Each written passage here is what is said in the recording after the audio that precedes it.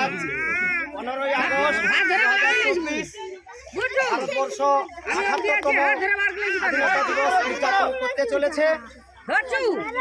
তাই এই সর্ববৃহৎ সার্বভৌমত্ব দেশ আমাদের ভারতবর্ষ, এই ভারতবর্ষের আমরা বাসিন্দা হিসেবে বেতুলিয়া চকলালপুর পঞ্চম দোল উৎসব কমিটির পক্ষ থেকে আমরাও এই আনন্দে, সেই সঙ্গে যারা দেশের প্রতি আত্মবলিদান দিয়েছে তাদের শ্রদ্ধার্ঘ্য এবং সম্মান জানাতে আমরাও 15ই আগস্ট উদযাপনে অংশগ্রহণ করেছি।